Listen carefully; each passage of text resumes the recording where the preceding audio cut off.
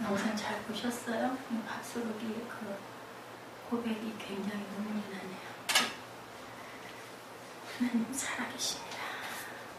할렐루야 샬롬 하고 우리 인사하죠. 할렐루야 샬롬 샬롬 샬롬 샬롬 샬롬. 하나님 사랑합니다. 여러분 주 안에서 사랑합니다. 오늘 사도행전 27장 27절에서 44절까지 우리 함께 합독했습니다. 10나흘째 되는 날 밤에, 그런데 아까 성경 읽다 보니까 14일 동안 굶었다라고 나와 있어요. 엄청난 고난이 있었던 거죠. 유라굴라 광풍을 만나는 사건이 바로 이 본문 바로 위에 나오고 있습니다. 망망대해에서 배가 광풍을 만나면 얼마나 위험할까? 위험하기 짝이 없겠죠. 두렵고 무서울 거예요. 저도 밤바다를 보았는데 배를 타고 부산에서 제주도를 한번 그 예전에 간 적이 있었어요. 밤에 가판에 나와가지고 정말 바다를 보니까 무섭더라고요. 시커멓고 아무것도 안 보이고 멀리서 뭐 불빛 반짝반짝한 그런 그 뭐라 그러죠? 저 전망대라고 그러나 그런 것만 하나씩 보이지 정말 물결이 정말 시커멓던데요. 너무 무섭더라고요. 정말 무서웠겠죠. 그런데다가 이 광풍을 만나가지고 배가 그저 곧 그냥 침몰하기 직전일 때 얼마나 두려움이 컸을까 싶습니다. 사도 바울은 자신이 쓴 서신서에 자신이 겪은 위험들을 말하면서 고린도전서 11장 25절에 봅니다. 3번 파산하고 일주야를 깊은 바다에서 지냈다라고 이렇게 고백하고 있어요. 이분이 일주야를 깊은 바다에서 지냈다는 것이 바로 오늘 본문의 말씀에 그 소개하는 사건일 것 같습니다. 이 사건은 사도 바울이 예루살렘에서 유대인들에게 고소를 당해서 로마 총독 앞에 재판을 받은 바로 그 다음, 우리 지난주일에 그 재판받는 장면 나타났었죠.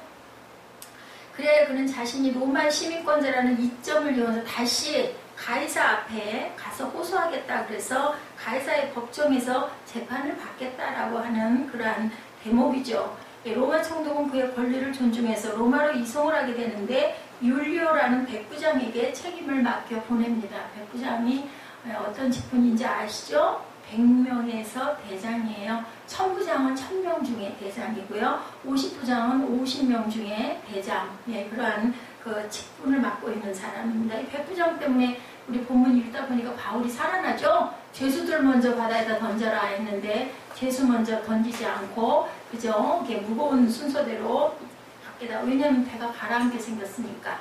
그런 그 내용이 오늘 본문에 나타나더라고요. 자, 이 항해를 하기에 앞서서 바울은 자기를 로마로 이송할 책임을 맡은 백부장에게 제안하는 장면이 사도행전 27장 10절에 나타나죠. 여러분이요 내가 본 이번 항해가 화물과 배만 아니라 우리 생명에도 타격과 많은 손해를 끼치리라.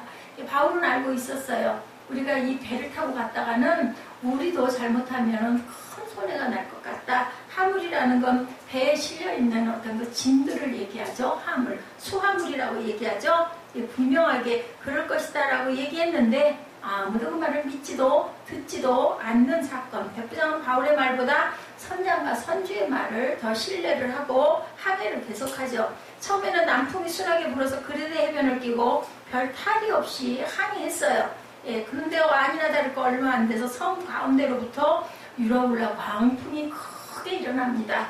그래야 배가 광풍에 쫓겨 조절하기 불가능한 상태가 되죠. 27장 13절에서 15절에 나타나 있습니다.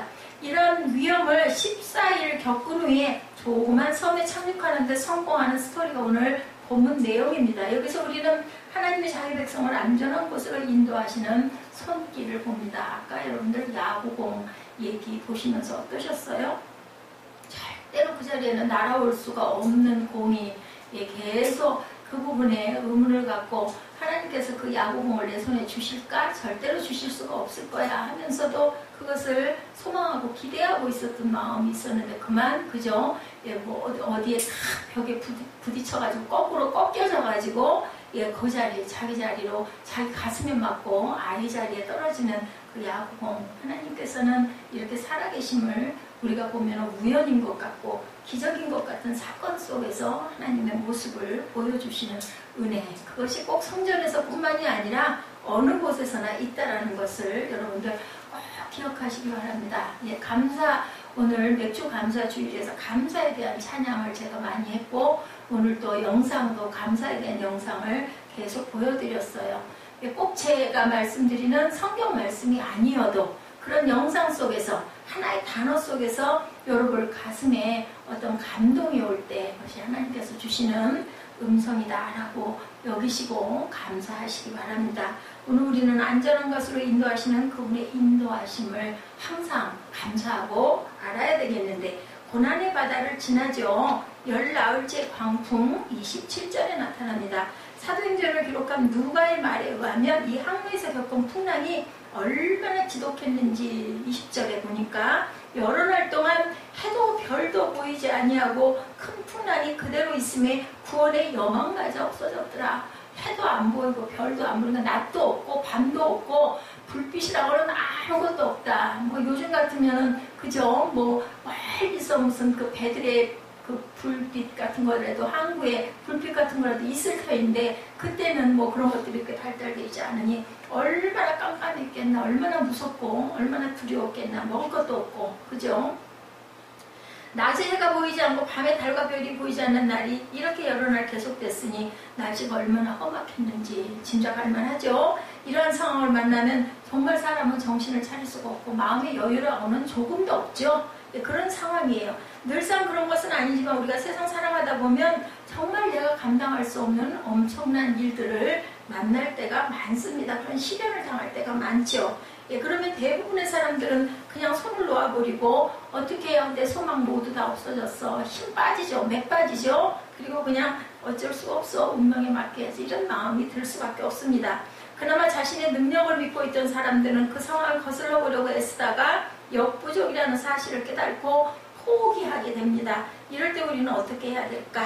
스스로 해결할 수 있는 방법이 있는지 모색해 보기도 하고 시도도 해보고 그죠? 여러 가지를 그렇게 하지만 결국은 어떻게 해요? 결국은 이제는 내 힘으로 할 수 있는 것은 아무것도 없어 라는 생각을 하게 됩니다. 해와 달이 보이지 않을 정도로 험악한 기상에서 항해하는 상황에 인간의 힘과 능력은 정말 미약하고 무기력하다라는 것을 우리가 알죠. 아까 그 맥주 감사절에 열매 익은 거 보셨죠? 그 열매가 비가 오지 않고 햇빛이 없으면 아무리 영양분을 계속해서 공급해 준다 한들 그 열매가 맺을 수 있을까? 저는 그 모습들을 어젯밤에 찾으면서 그 호박 매달려 있고 포도송이 주렁주렁 매달려 있는 거 보면서 그런 생각을 했어요. 정말 하나님의 손길, 마지막 부분은 하나님이에요. 여러분들, 마지막은 내가 노력해야 돼요. 우리 학생들은 열심히 공부해야 됩니다. 그래야 내가 갈 길을 갈 수가 있어요. 공부 안 하고 뭐 기도만 한다고 성경만 읽는다고 절대로 성적이 잘 나오지 않아요. 그 본분에 맞는 열정을 가지고 열심히 어떻게 최선을 다해서 땀 흘리고 노력하고 그 길을 향해서 달려가야 됩니다. 근데 마지막 이루시는 것은 아까 야구공 마지막에 가서 자신의 가슴에 맞아서 떨어지듯이 마지막은 하나님께서 항상 수확하신다는 걸 잊지 마시고 먼저 기도하시고 마칠 때 기도하시는 저와 여러분 되시기 바랍니다. 항상 하나님이 보고 계세요. 사도행전 27장 22절입니다. 내가 너희를 권하노니 이제는 안심하라 이렇게 나타나 있죠. 21절에 보니까 뭐라고 말씀하고 있어요? 21절에 27장 21절 한번 보죠.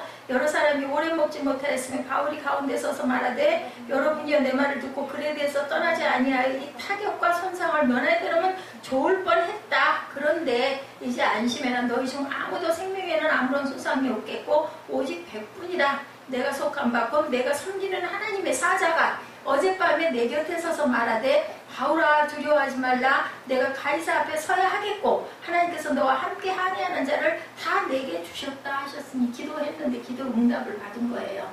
그들 다 너에게 주고 너는 분명히 가이사 앞에 잘 가서 쓸 거야. 그럼 결국은 별일이 없다라는 거죠. 25절에 그러므로 여러분이요 안심하라. 나는 내게 말씀하신 그대로 되리라고 하나님을 믿노라. 그런지 우리가 반드시 한 섬에 걸리리라 하더라. 이미 바울이 말씀 듣고 이거 결론이 내려진 거예요. 떠나기 전에도 가지 말자고 얘기했죠. 백부장에게. 근데 말을 듣지 않았기 때문에 어쩔 수가 없었어요. 이러한 때 우리를 안내하신 하나님의 손길이 모든 것을 결정해 주시니까 그 손길에 맡겨야 된다는 거죠. 믿음으로 거친 바다 이제 뭐 배 탔으니 어떻게 해요? 그걸 헤치고 나아가야죠. 뭐가 필요할까요? 우리 인내가 필요합니다. 끝까지 오래 참고 포기하지 않는 마음이 있어야 된다. 여러분들 늘 얘기하지만 암 걸렸다고 나는 이제 죽을 거야 하면은 그 사람은 못 살아 일어나죠. 어떤 불치병이 걸렸더라도 나는 살 수 있어, 나는 살아야 돼, 이런 소망을 가지고 열심히 항암 치료 열심히 해야 되죠. 예, 그리고 기도하다 보면 하나님의 뜻이 거기에 있으시면 세상에서 조금 더 살 것이고, 뭐 아니시면 또 평안하게 우리가 천국을 누리게 될 거라는 것을 우리가 항상 그런 마음을 가지고 살아가야 된다. 27절에 바다에서 이리저리 쫓기다가라고 나타나 있어요. 그냥 물결의 흐름을 따라 쫓겨갈 수밖에 없다. 어떤 것도 방법이 없어요. 풍랑이 너무나 거세기 때문에 뭐 키를 잡아도 제자리로, 그 온전한 자리로 가지 않는다는 거죠. 이 땅의 대부분의 사람들은 자기가 원하는 방향으로 가지 못하고 세상의 조류에 쫓겨 살아가고 있는 현실입니다. 처음에는 나름대로 목적 가지고 출발하죠. 풍랑이 심한 세상 가운데 많은 사람들은 방향을 잃어버리게 된다.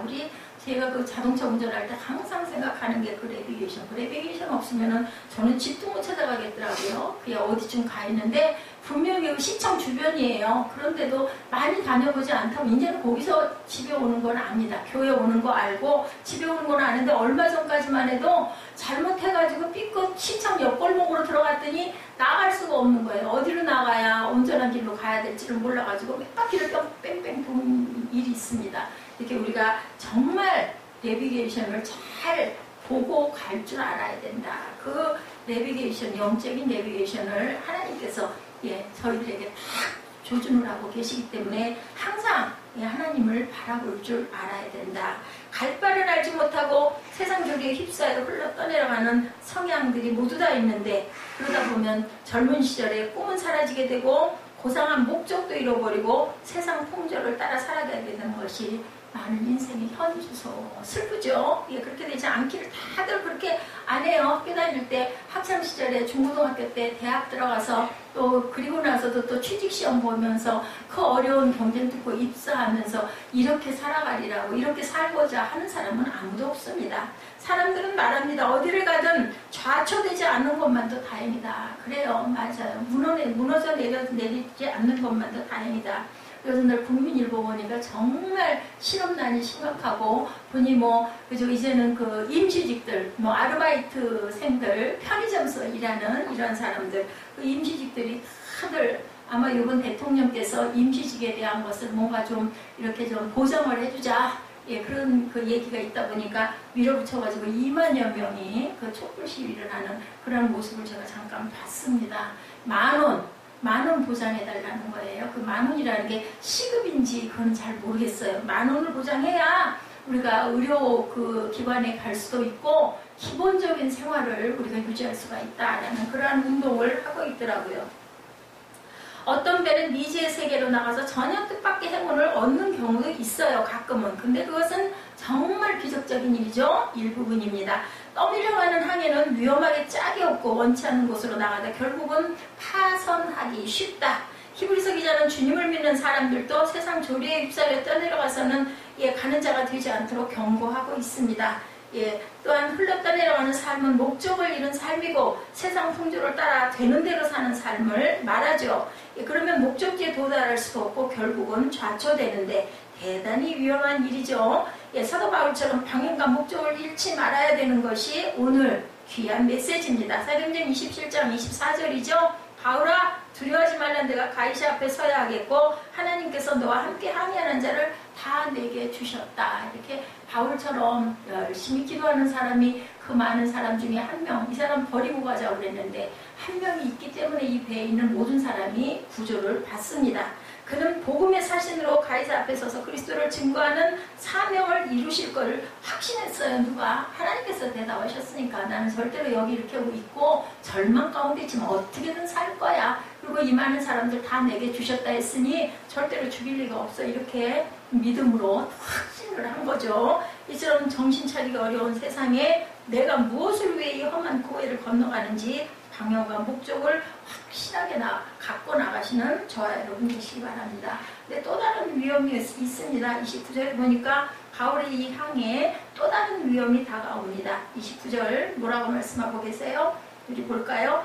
암초에 걸릴까요? 고물로 단 넷을 내리고 날이 세기를 고대하니라. 암초가 또 있어요. 이제 물이 조금 빠지게 되면 그 암초에 배 밑창이 막 턱턱 걸리게 된다라는 거죠. 위험이 어느 정도 지나가 육지가 가까움을 직감하자 안도했는데 여전히 위험은 끝까지 우리는 그래서 긴장을 풀어서는 안 되겠다. 우선 아직 날이 새지 않은 상황, 곧 시야로 확보하기 어려운 밤이라는 것이고 어둠의 세력이 물러가지 않았다. 게다가 뭐 날이 흐렸으니까 해도 안 보이고 달도 별도 안 보였다니 얼마나 깜깜하겠어요. 낮이라고 해도 해가 안 보이니까 깜깜하죠. 그리고 육지가 가까워질 때 닥치는 위험은 알지 못하는 해변에 암초들이 있는 것이다. 저기 육지가 보인다고 안심하다가는 낭패를 당할 수가 있다. 그래서 우리는 항상 긴장을 늦추지 말아야 된다. 해수면이 낮아지면 배를 깨뜨릴 수 있는 암초가 곳곳에 도사리고 있다는 거죠. 이런 때는 될 수 있으면 시야를 확보할 때까지 기다리는 게 최선이다. 날이 조금 밝기까지 기다리자. 성급하게 그냥 진행을 해서 이제는 육지가 가까웠다 하면서 그냥 급하게 움직여서는 안 된다. 저는 이런 부분이 굉장히 부족한 사람입니다. 제 자신이 그래요. 그래서 그것을 천천히 꼼꼼하게 잘 다독여보고를 못해요. 그냥 얼른 빨리 가려고 이 급한 성격 버려야 됩니다. 밤의 위험과 암초의 위험을 그냥 딛고 그냥 대충 넘어가서는 안 된다. 우리의 삶의 이 어둠의 권세가 우리를 위험으로 몰고 가게 한다는 것. 그리고 숨어있는 암초들이 우리의 삶을 좌초시킬 수도 있다는 것을 항상 유념해야 됩니다. 방심하거나 서두르지 말고 조용히 기다릴 줄 알아야 된다. 조급해하지 말고 조바심하지 말고 우리가 잔잔하게 기다리자. 분명히 파악되지 않은 일로 무모하게 나가다가는 실패를 당하죠. 파산하게 됩니다. 우리에게 샛별이 다시 떠오르기까지 인내하고 빛을 기다리는 것이 필요하다. 그리고 무모하게 전진하는 것보다는 멈춰서서 상황을 둘러보는 것도 지혜입니다. 이렇게 암초에 걸릴까요? 고물로 담넷을 내리고 날이 새기를 고대합니다. 그래서 30절에 보니까 사공들의 암산에 대한 것이 나타나고 있죠. 사공들이 도망하고자요. 이물에서 닷을 내리는 채하고 거룻배를 바다에 내려놓고는 암산해요. 이제 우리 도망가야 되겠다. 그랬더니 바울이 백부장과 군인들에게 이르되 이 사람들이 배에 있지 아니하면 너희가 구원을 얻지 못하리라 하니 저 사람들 다 데리고 있지 않으면 너희도 죽고 얘기하니까 군인들이 거룻줄을 끊어 떼어버립니다. 못 가게 못 나가게 그냥 딱 잘라버립니다. 그래서 이제 바닷가운데 떠 있을 수밖에 없는 상태가 된 거죠. 그것은 그 배를 전문으로 운항하는 사공들이 몰래 자기들만 도망가려고 거룻배를 바다에 내려놓으려고 한 거죠. 우리의 이기심입니다. 그리고 무책임한 항해에 이들에게 엄청난 위험이 닥쳐온다는 거 그들은 모르죠. 얼마 전에 세월호 침몰 때 그 배의 선장을 비롯해서 항해사들이 자기들의 생명만 생각하고 먼저 탈출한 사건을 여러분들이 목도하셨죠. 그 결과 배 안에 타고 있던 승객들은 위험을 만나게 되고 수많은 젊은이들과 승객이 학생들이 목숨을 잃는 일들이 실제로 있었습니다. 사공들의 어두운 암살, 이기심과 무책임한 행동이 그들의 위험이 되었다. 바울은 이 사실을 파악하고 백부장과 군인들에게 말해 그들의 배에 있지 않으면 너희가 구원을 얻지 못하리라. 다 같이 있어야 된다. 살아도 다 같이 살고 죽어도 다 같이 죽는데 절대로 죽을 일은 없다. 그 말을 믿어야 된다는 겁니다. 그래서 백부장은 군인들에게 이제 그냥 믿는 거죠. 거기서부터는 처음에는 떠날 때는 믿지 않았어요. 근데 이제 그 얘기를 듣고는 이 사람이 이 바울이 정말 기도해서 하나님이 살려주신다 했으니 그 사람 말을 믿어야 되겠다. 믿는 거죠. 그리고는 백부장이 거룻줄을 끊어버리므로 사공들이 자기들만 몰래 탈출하지 못하게 하는 사건의 얘기가 30절에 이렇게 기록되어 있습니다. 풍랑이 있는 바다에 배를 운영하는 전문가들이 도망가 버리면 남은 사람은 정말 위험에 처하게 되죠. 그들이 있어야 됩니다. 우리의 삶의 현장에 무책임한 사람들 때문에 위험한 일을 당하기도 하고 지나친 이기심을 가진 사람들 때문에 고통을 겪을 때가 많다. 신학교에서 신학교 다니는 게 성경 공부하고 신학에 대한 것도 배우기도 하지만 저는 참 필요하다고 생각해요. 훈련이 필요합니다. 신학교를 제가 4년 동안 처음에 다니면서 그 훈련이 정말 필요하구나. 정말 제가 훈련이 안 돼 있는 사람이구나. 뭐든지 단체가 나가야지 한 사람이 나가서는 좋은 성과를 얻지 못하게 되더라고요. 지금 처음에는 그게 좀 불만이었어요. 잘하는 사람이 혼자 나가서 1등할 수도 있지 왜 꼭 합창을 해야 돼? 왜 꼭 몇 중창을 해야 돼? 했는데 그게 그 뜻인 거죠. 합력하여 선을 이루는 것을 가르치는 겁니다. 그렇기 때문에 공권력이 필요하고 사회 질서와 평안을 위해 세운 권력자들이 필요하다는 거죠. 올바른 공권력과 법을 이기심을 누르고 무책임한 일을 행하지 못하게 질서를 세워야 이 세상이 안전하게 운행이 된다. 그래서 하나님께서는 항상 질서의 하나님이고 창세기 1장에 땅이 시작할 때도 어떻게 됐어요? 무질서에서 질서를 주시는 그러한 부분들이 그것으로 인하여 이루어지는 걸 우리가 창세기에서 봅니다. 그래서 선포되는 복음의 메시지가 34절에 보니까 나타나 있죠. 예, 음식 먹기를 권합니다. 이것이 너희의 구원을 위한 것이다. 너희 중 머리카락 하나도 잃을 자가 없으리라. 떡을 가져다 모든 사람님 앞에서 하나님께 축사하고 떼어 먹기를 시작하네. 하나님께 축사합니다. 성찬이에요. 성찬. 지금 우리가 의식으로 성찬을 저렇게 그래서 제가 함께 먹자고 함께 마시자고 합니다. 그래서 예, 시작합니다. 그들도 안심하고 받아 먹었다. 우리가 육의 양식도 필요하죠. 먹어야지 살죠. 살아야 생명을 유지하고 있어야 뭐 건져지고 나면은 우리가 살아날 수 있지. 먹지도 않고 나중에 결국은 굶어가지고 죽어버리고 나면은 아무 소용이 없는 거죠. 그래서 이렇게 34절에 보니까 떡을 가져다 축사하고 5절부터 안심하고 받아 먹고 37절에 배에 있는 우리의 수는 전부 276명이었더라. 우리의 숫자는 276명 많기도 해요. 그죠? 이 많은 사람들, 이 구원, 그 생명들을 구원하는 사건이 배에서 또 일어나 누굴로 인하여 바울을 통해서 일어납니다. 세상이 험하고 고난이 심하지만 누구든지 그리스도 안에 있으면 구원받고 생명에 이른다라는 메시지예요. 그래서 우리는 늘 감사해야 된다. 아, 나는 왜 저 사람만큼 내가 성공을 못할까? 내가 왜 좀 돈을 좀 많이 못 벌까? 내가 좀 더 편한 자리에 왜 없을까? 물론 이런 마음이 들 수도 있겠지만 나보다 못한 사람들은 또 얼마나 많겠어요. 그 생각하시면서 하나님께서 내게 주신 분복을 기뻐하시고 먼저 감사하시기 바랍니다. 침몰하는 세월호 내부에 울려 퍼진 메시지, 거짓 메시지 전하는 자들이 있죠.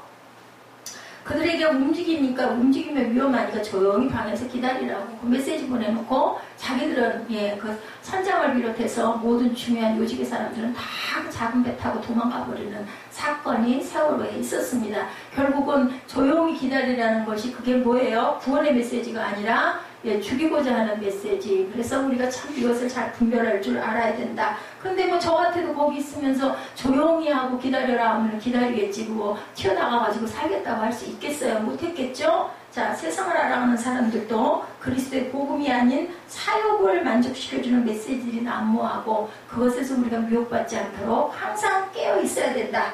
어디에 투자를 하고 어디에 진출해야 할지 세상 공식과 요란한 정보들이 사람들의 귀를 사로잡고 구원의 메시지로 그것들이 들릴 수도 있다라는 거죠. 이럴 때 우리는 구원의 메시지를 받고 그 말씀으로 인해 구원에 이르렀으니 엄청난 복을 받은 것이다 라고 생각할 수가 있습니다.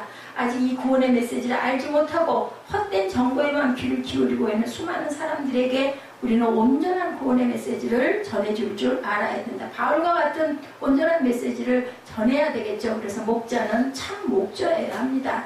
메시지에 대한 신뢰가 35, 6절에 나타나죠. 아까 우리가 함께 읽었던 것처럼 그들은 안심하고 다 안심하고 받아 먹었다라고 이렇게 기록되어 있습니다. 바울의 말을 이제부터 믿은 거죠. 이게 바로 구원으로 나아가는 길입니다. 하나님이 주신 메시지를 받아들이고 신뢰하게 될 때 험한 세상에서 구원의 길이 열린다는 것. 그러나 그 메시지를 거부하고 받아들이지 않는 자들에게는 자기 방식을 고집하게 되죠. 그러면 그는 하나님의 은혜에 참여하지 못한다. 사무엘아 얘기했지? 예배 시간 거의 다 끝났어. 좀 참아. 언제적 그렇게 공부를 열심히 해가지고 무슨 문화가 또 들어왔어. 안 하던 짓을 또 하네. 왜 그걸 들여다보고 앉아있어. 이렇게 어른들의 말을 온전하게 안 들으면 온전한 길로 못 가. 너희들은 아무리 내가 더 잘 아는 것 같고 내 방식이 옳은 것 같지만 그 경험이 있는 사람들 얘기를 잘 참고할 줄 알아야 된다. 물론 네가 고집하는 게 다 틀리지는 않겠지만 어른들이 계속 반복해서 얘기할 때 그게 맞으니까야. 예배 1시간 아까워하지 말어. 예배 드리고 한두 시간 자고 그리고 집중해서 공부해야 그게 집중력이 생기지. 계속해서 잠 안 자고 지리고를 들여다보고 앉아있다고 되는 것도 아니고 예배 시간에 그리고 예배를 안 드리려면 차라리 방으로 들어가. 예배 드리기 싫고 나 이거 공부할 거야 그런 마음 들면 그 앞에 앉아가지고 내려다보고 그 그 노트에다가 그 뒤에다 뭐 쓰고 있고 그렇게 하지 말고 들어가라고. 아까 내가 여러 번 얘기했어. 응? 예지가 공부하니까 또 그게 또 부럽고 보기가 좋아? 사무엘은 예지 영향을 엄청 많이 받아. 어릴 때부터 같이 자라가지고. 그래서 항상 본이 중요합니다. 옛적에 사마리아가 아람 군대에 둘러싸여 기근이 심하고 굶어 죽은 자들이 속출할 때 선지자 엘리사를 통해서 야훼께서 이르시되 내일 이맘때에 사마리아 성문에서 고운 밀가루 한 스아를 한 세겔로 매매하고 보리 두 수아를 한 세겔로 매매하리라. 열왕기하 7장 1절에 이런 구원의 메시지가 주어졌었어요. 근데 사람들이 그걸 믿지 않는 사건이 있었죠. 왕을 보좌하는 한 신하가 그 말에 반박을 하고 믿지 않았을 때 그는 그 구원의 현장에서 유일하게 생명에 이르지 못하고 성문을 지키다가 군중들의 발에 밟혀 죽게 되는 사건이 열왕기하에 나타납니다. 구원의 메시지를 믿고 마음의 안정을 가진 자들은 험악한 풍랑 가운데서 반드시 구원을 얻게 된다는 것을 우리가 절대로 잊어버리지 말아야 된다. 항상 하나님의 말씀 속에서 우리는 뭐 해야 돼요? 하나님께 감사할 줄 알아야 된다는 거죠. 그래서 우리가 하나님께서 주신 것이라는 것을, 하나님의 위대하고 크신 사랑이시라는 것을 절대로 잊어버리지 말아야 된다. 히브리서 기자가 말합니다. 4장 16절에 우리가 용기를 가지고 하나님 앞에 나아가자 그분의 사랑과 자비를 입고 필요에 따라 베푸시는 은혜와 도우심을 받도록 하자. 하나님의 도우심과 은혜를 항상 사모하시고 받으셔야 됩니다. 여러분들은 예수 믿고 구원을 받았기 때문에 여러분 안에 성령이 계세요. 그런데 그냥 무시하고 내 경험과 내 상식으로 가려고 하는 마음을 자꾸 먹게 되면 그건 맨날 들어봐야 똑같은 소리지. 그렇게 되다 보면 성령께서 일을 하시지 않고 나중에는 무뎌집니다. 그래서 아무것도 일어나지도 않고 아무 느낌도 없어집니다. 그렇게 되면 안 되겠죠. 천국은 우리가 가진 무엇으로 만들어가는 게 아니라 하나님께서 마련해 놓으신 것들을 가지고 다른 성도들과 함께 열심히 나누어 가질 때 생긴다는 것을 우리가 절대로 잊어버리지 말아야 됩니다. 그래서 부자가 천국에 들어가는 것이 낙타가 바늘길을 통하는 것보다 낫다. 우리 새빈 예배 때 함께 나눈 그런 말씀이죠. 절대로 잊어버리면 안 되겠다. 골로새서 2장 3절에도 그 안에는 지혜와 지식의 모든 보화가 감추어져 있다라고 얘기를 하죠. 주님 안에 있는 보화가 큰 것을 기억해야 된다. 아까 그 밥소르기 거기에 그 에베소서 말씀을 막 사모해서 성경을 읽고 3시간 동안을 몸부림을 쳤지만 아무것도 깜깜했다라고 나타나요. 그러니 우리가 순간 10분, 20분 기도해가지고 하나님을 만난다는 건 기적입니다. 그래서 정말 영적으로 충만한 기도하려면 정말 거기에 빠져야 되는데 그것도 노력이죠. 애를 써야 된다는 거죠. 그래서 기능과 도구 이용해 육지로 나아가는 부분이 43절, 44절에 나타나죠. 백부장이 바울을 구원하게 하여 그들의 뜻을 막고 헤엄칠 줄 아는 사람들을 명하여 물에 뛰어내려 먼저 육지에 나아가게 하고, 자 41절에도 보니 두 물이 합쳐 흐르는 곳을 만나 배를 걸어 이 물은 부딪혀 움직일 수 없이 불고 고물은 큰 물결에 깨져가니 군인들은 죄수가 헤엄쳐서 도망갈까요? 그들을 죽이는 것이 좋다 했어요. 잘못했으면 바울은 죽을 뻔했어요. 백부장이 바울을 구원하려, 항상 보면 어디서 대장들이 꼭 바울을 보호합니다. 전에도 천부장이 보호했죠. 그래서 그를 호송해서 데리고 가는 사건이 있으니 이번에도 여기 백부장이 그를 보호하려고 하는 그런 마음이 있습니다. 아, 이 사람 보통 사람이 아니다. 이거를 느꼈겠죠. 자, 우리가 그래서 항상 가까운 곳에 육지가 있어도 그냥 머물러 있으면 구조될 수가 없다. 뭘 해야 돼요? 내가 스스로 헤엄쳐 갈 줄 알아야 된다. 그러한 소망을 가져야 된다. 그러한 열심을 가져야 된다는 거죠. 히브리서 10장 22절입니다. 우리가 마음의 뿌림을 받아 악한 양식으로부터 벗어나고 몸은 맑은 물로 씻음을 받았으니 참 마음과 온전한 믿음으로 뭐라 그래요? 하나님께 나아가자. 예, 이렇게 합니다. 하나님께 안 나가고 그냥 듣고 그렇지 하고 말아서는 안 된다는 거죠. 예, 듣고 보았으면 행해야 된다는 겁니다. 구원은 은혜로 되는 것이 사실이지만 여러분들 저절로 되는 건 아니에요. 교회를 그렇게 나가도 좋은 일이 아무것도 안 일어나 왜 이래? 이렇게 생각할 게 아니라 내가 그럼 뭐 했나? 이걸 생각해 봐야 된다. 하나님은 우리를 구원하시는 분이지만 우리가 바라지 않고 원하지 않고 지나가지도 않는데 구원해 주시지는 않는다. 하나님께서는 우리에게 뭐 주셨어요? 선택의 의지를 주셨어요. 그래서 여러분들 이 자리에 나온 것도 내가 선택한 거예요. 뭐 어떤 이유로든 아유, 주일날 교회 안 나가면 또 안 되니까 어떤 아들 말마다나 일주일 동안 반찬이 달라지니까 내가 주일날 그 아들이 그랬다고 그러죠. 주일날 주일을 안 지키면은 엄마가 말을 안 한대요. 말을 안 하고 밥상에 김치하고 밥 외에는 아무것도 안 준대요. 그래가지고는 주일날 교회를 나갔다 오면은 반찬들을 그렇게 일주일 동안 잘 해주시니까 주일날 교회를 나갔다 그러더라고요. 그렇게 해서 아들이 꼼짝없이 예수에 잡혀갈 수 있도록 그 어머니는 그런 지혜를 쓴 거죠. 헤엄을 치든 무엇을 붙들고 발버둥을 치든 육지로 헤쳐나가는 자는 험한 풍랑에서 구조가 되는데 그러지 않고 그냥 띵하니 떠 있었다가는 결국은 살아남지 못한다. 파도가 높이 치는 바다에서 육지로 접근하는 건 얼마나 어렵고 무서웠겠습니까? 그러나 그 최종 순간 자신의 최선을 다한 수고가 분명히 필요하다. 인생의 마지막 순간에 거친 숨을 몰아쉬면서도 주님을 붙들고 주님의 말씀을 의지하여 하나님의 영광의 나라를 간절히 사모하고 죽게 나가는 몸부림이 있는 자는 안전한 포구에 이르게 된다. 여러분들 절대로 소망을 잃지 말고 끝까지 노력하시기 바랍니다. 그런데 가끔 마지막 순간 믿음을 잃어버리고 육의 사람으로 돌아서는 사람들이 있어요. 그죠? 아까 카톡이 하나 왔더라고요. 윤정 집사가 성찬 주일인 걸 몰랐습니다. 죄송합니다 하고 꿀떡같이 다음 주가 성찬일이라니 본인은 이렇게 생각을 했다고. 그래서 제가 기도합니다 라고 마크를 하나 보내줬습니다. 성찬 주일 그냥 의례적으로 한 달에 한 번 성찬하는 교회, 순복음 쪽 교회들은 아마 다 실행하고 가고 있지만 장로교 쪽에서는 큰 절기 때 외에는 성찬 안 해요.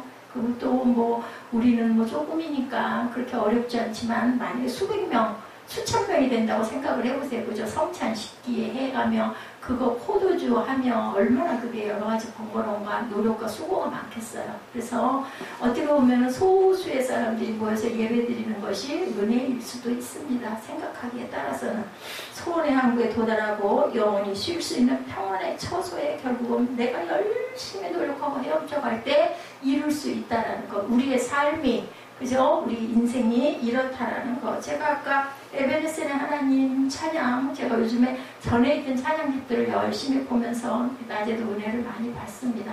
6개월을 인도해 주셨어요. 그죠? 6개월 동안. 이제는 또 하반기입니다. 7월달부터 12월달까지. 예, 여기까지 인도해 주신 하나님께서 우리를 인도해 주시겠거니 이런 마음이 와서 그 찬양을 했습니다.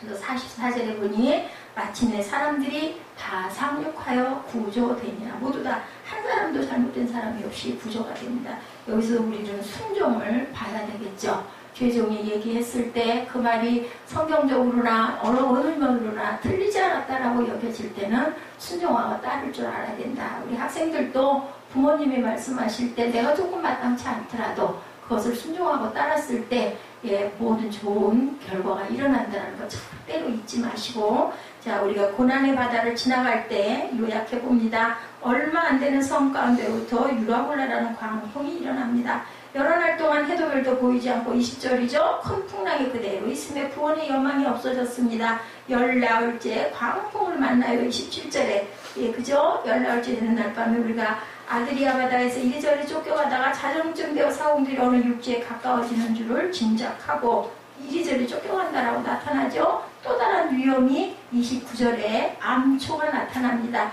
우리가 살아가는 삶도 이래요. 잘 가는 것 같다가 어느 순간순간 툭툭 튀어나오는 암초들이 이렇게 있죠. 암초에 걸릴까요? 고물로 단 넷을 내리고 날이 새기를 오래 참고 기다렸어요. 사공들의 암산이 또 여기서 싹 나만 살아야지 하는 그러한 그 아주 비양심적인 사건도 일어나죠. 30절에 암초에 걸릴까요? 고물로 단넷을 내리고 날이 새기를 고대했는데 사공들이 도망오자야 이 물에서 닷을 내리는 채하고 거룻배를 바다에 내려놓습니다. 닷을 내리는 채했다. 살짝 페인팅을 한 거죠. 그래서 거기서 선포되는 복음이 31절에 바울이 백부장과 군인들에게 이르되 이 사람들이 배에 있지 아니하면 너희가 구원을 얻지 못하리라. 일하는 사람들이 없으면 안 될 거 아니에요. 그죠? 그래서 뭉치면 산다라는 거죠. 이에 군인들이 거룻줄의 배를 끊어버리느라. 31, 2절입니다. 그래서 구원의 메시지가 34절에 나타나죠. 구원을 위한 조처가 일어납니다. 배를 가볍게 해라. 38절에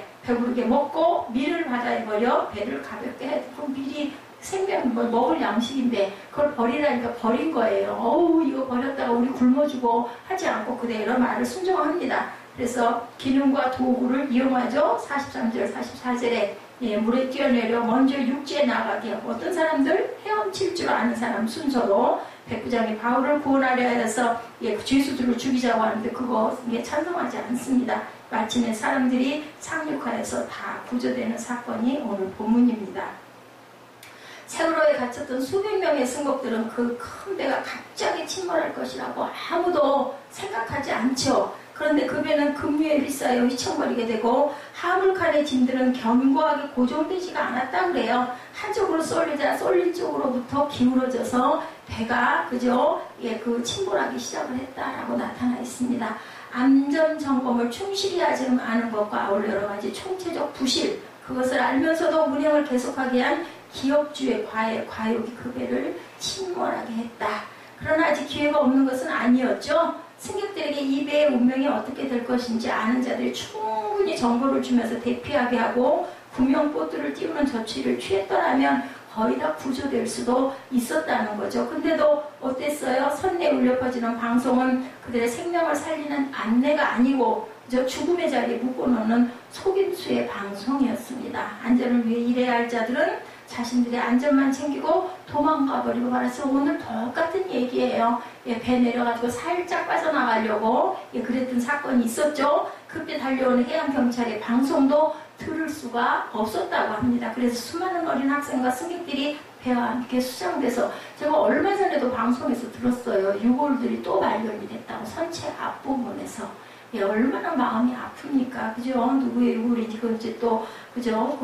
검사를 하겠죠. 그래서 어떤 아이의 뼈인지 얼마나 부모들의 마음이 아플까. 그럴 줄 누가 알았겠어요. 그 수학여행 가려고 배를 탈 때까지만 해도 아무도 몰랐을 겁니다. 우리가 살아가는 세상은 인간이 저지른 죄악으로 인해서 끊임없이 시험의 물결과 생명을 위협하는 광풍이 이렇게도 일어나고 있다라는 것. 그런 상황에서 어떤 배는 침몰을 하고 어떤 배는 안전하게 소원의 항구로 도달한다라는 것. 침몰하는 배에 탄 승객이라는 것은 다 침몰하는 것이 아니다라는 것. 적절한 조처가 있으면 구조받을 수 있고 안전한 곳으로 안내를 받을 수도 있다라는 것을 잊지 마시기 바랍니다. 위험을 먼저 깨달은 자가 정확한 메시지를 전달해야 되고 위험에 처한 곳에서 빨리 나가야 된다라고 온전하게 외칠 줄 알아야 된다. 그게 뭐예요? 우리 복음 선포예요. 그죠? 땅 끝까지 복음 선포. 그런데 어떤 메시지는 안전한 그대로 있으라고 거짓 그 정보들이 흘러나오는 것 이단들이죠. 그런 속임수에 우리가 절대로 넘어가서는 안 된다. 그 소리를 듣고 그냥 있다가는 멸망하고 맙니다. 어떤 딸이 그 이단에 빠져가지고 아주 부모님이 그 딸을 구해내려고 엄청나게 고생했다라는 얘기가 국민일보에 실린 걸 제가 엊그저께 봤습니다. 무슨 성경 공부한다고 그렇게 나갔더니 아예 집을 나가가지고 돌아오지를 않아서 온 가족이 그냥 매일같이 그 딸들을 붙들고 그냥 그걸 구출해내려고 엄청난 고생을 해서 결국은 몇 달 만에 돌아왔다는 얘기를 봤어요. 그 딸도 그걸 알고 갔겠어요. 너무 신비해서 갔었다라고 얘기하고 있더라고요. 우리가 외치는 복음을 사람들에게 침몰하는 배에서 나와야 한다는 것, 죄의 자리, 침몰의 자리에서 벗어나야 한다는 것이라는 것을 잊지 말고 자, 항상 우리가 생명을 건지기 위해 오신 그리스도에게 나올 때 멸망에서 구원을 받고 하나님의 안전한 소원의 항구에 이르게 된다는 것. 내가 구원받겠다고 나만 비겁하게 나만 살겠다고 헐레벌떡해서도 안 되고 내 아버지나 어머니, 내 자식과 친지가 침몰하는 자리에 있는데도 우리는 외치지 않고 그냥 두고 있다면 세월호 선언과 다름이 없다. 내 주변에 가장 가까운 사람들을 꼭 예수 믿도록 그렇게 해서 조금씩 퍼져나가도록 우리가 항상 노력하고 애써야 된다. 나를 안전한 곳으로 인도하신 주님은 당신의 생명을 버려 나를 구원하시죠. 나는 다른 사람의 구원에 관심을 두지 않고 나 혼자만 잘 살겠다고 하는 것은 절대로 온전한 방법이 아니다. 하나님이 나를 안전한 곳으로 인도하는 것을 기뻐하고 감사하고 아직 침몰하는 선실에 있는 자들을 위해서 항상 기도하고 외칠 줄 아는 저와 여러분 되시기를 주님의 이름으로 축복합니다. 기도하시겠습니다.